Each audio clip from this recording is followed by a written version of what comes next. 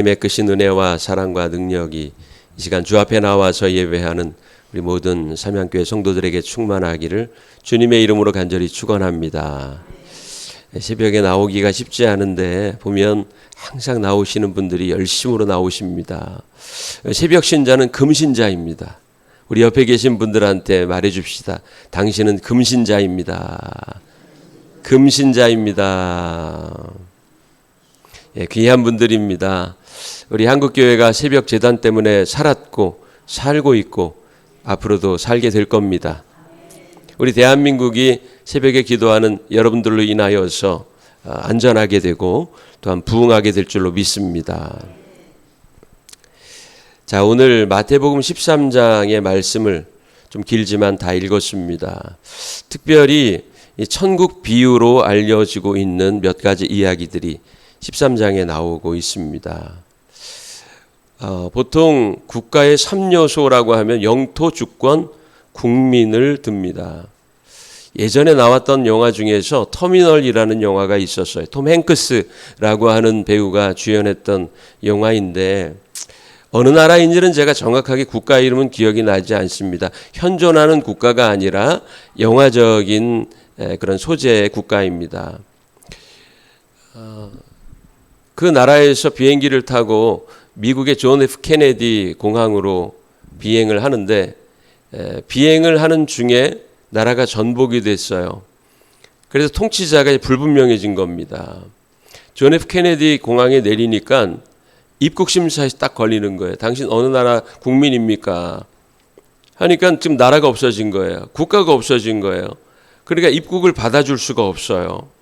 그래서 그 주인공이 존 F 케네디 공항 바깥으로 나가지를 못하고 터미널 내에서 지내면서 일어나는 여러 가지 해프닝들을 그리고 있던 영화가 바로 터미널이라고 하는 영화였습니다. 끝내 영화 종반부에는 국가의 문제가 해결이 돼서 무사하게 미국에 입국하는 것까지를 그리고 있는 영화인데 많은 생각을 하게 됐습니다. 영토만 있다고 해서 국가인가? 내가 존재하고 있다고 해서 국가인가?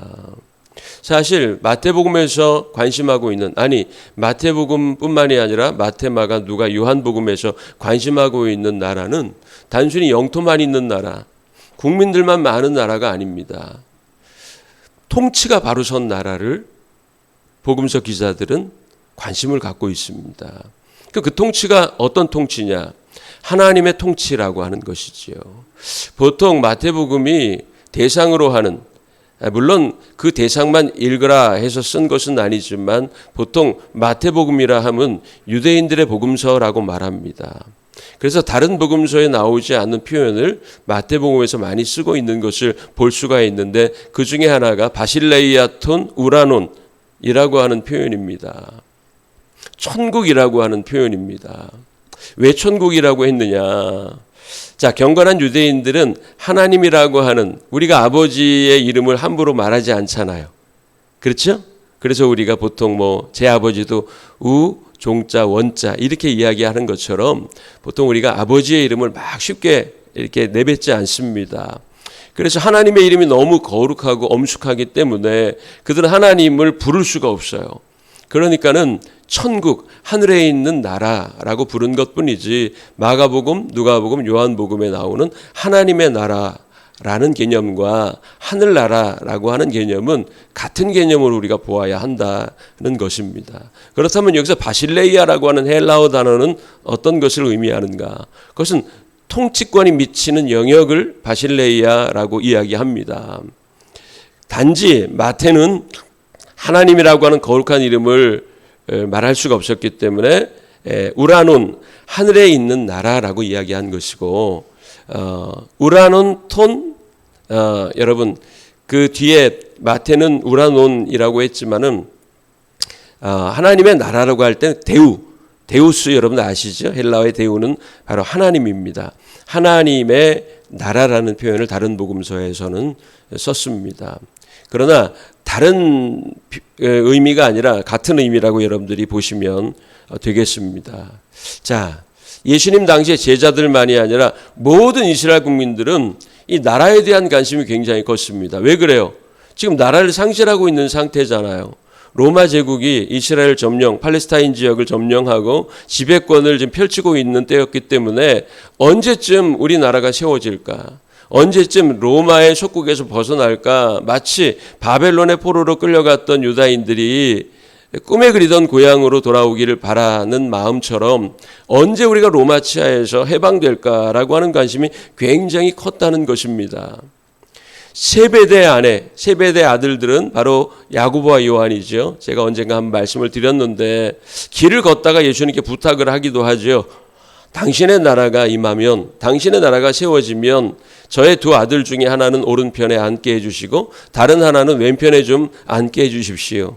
높은 벼슬 자리를 좀 주십시오. 그런 의미입니다. 오해했던 거죠. 예수님께서 건설하시고자 했던 나라의 그 실체와 본질을 무엇인지 잘 알지 못했다는 겁니다.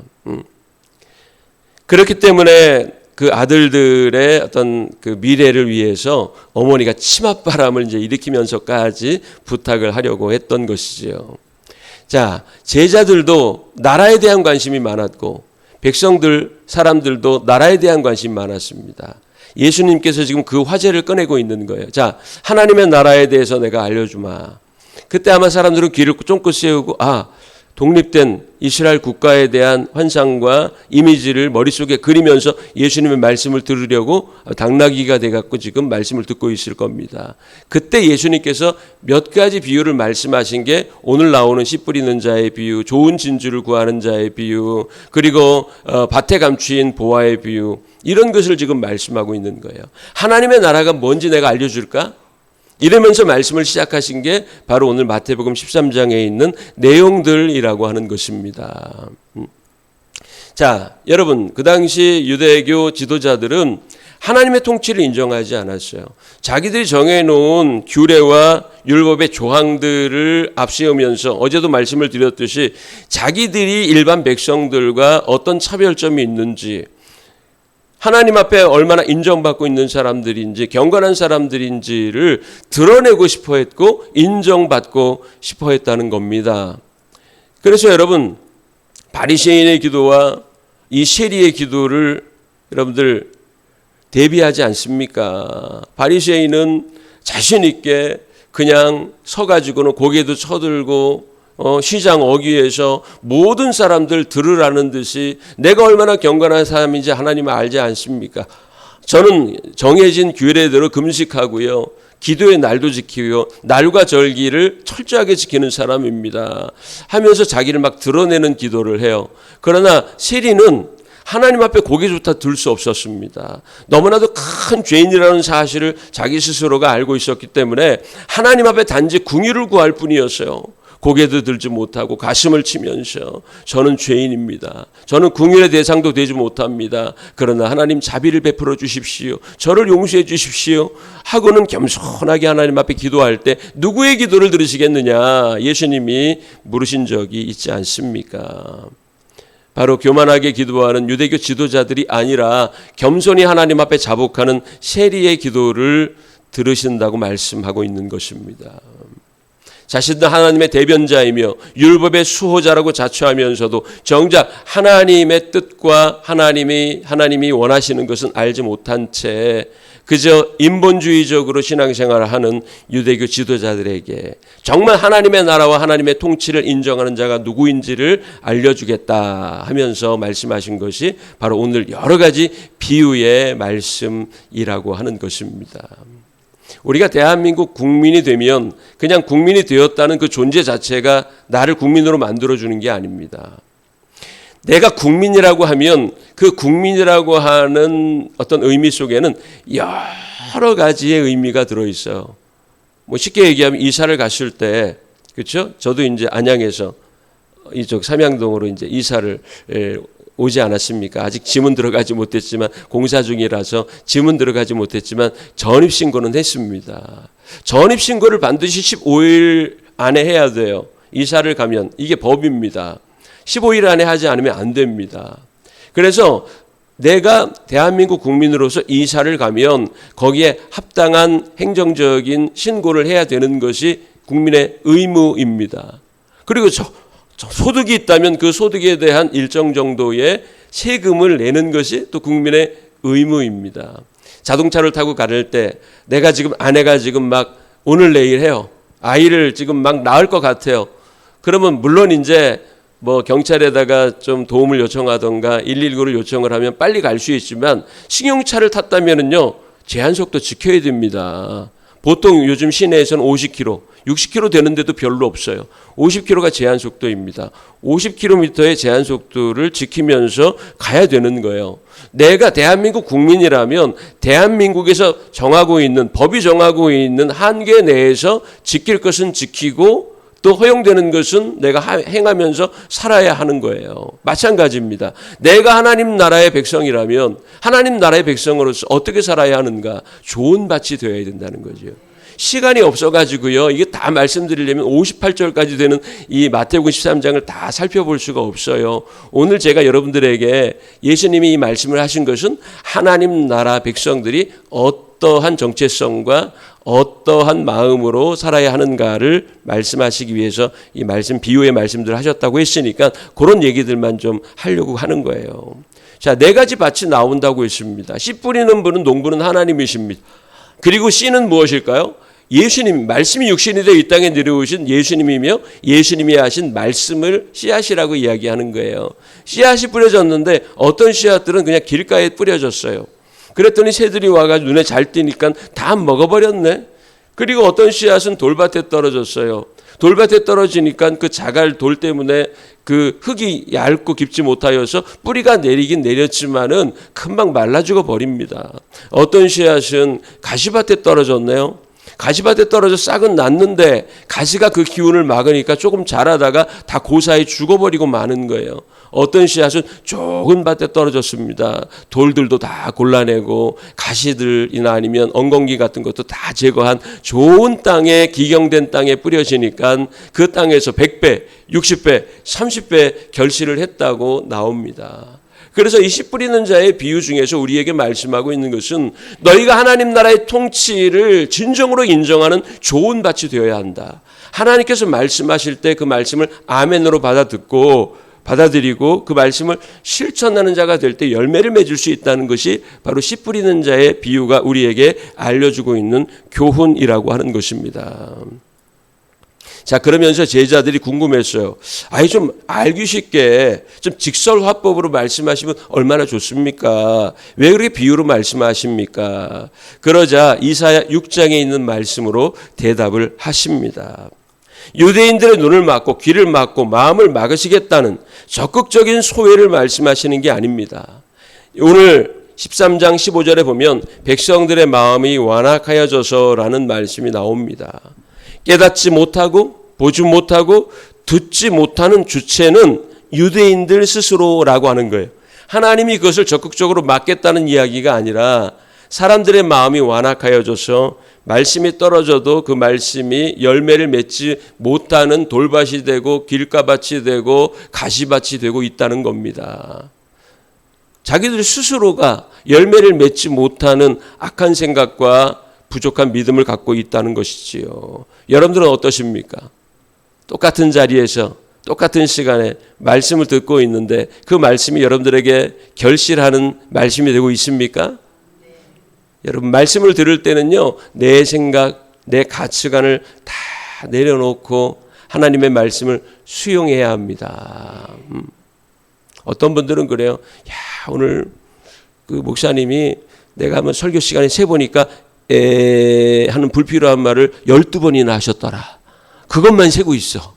그것만 세고 있는 분들이 있으면 그 은혜 못 받습니다.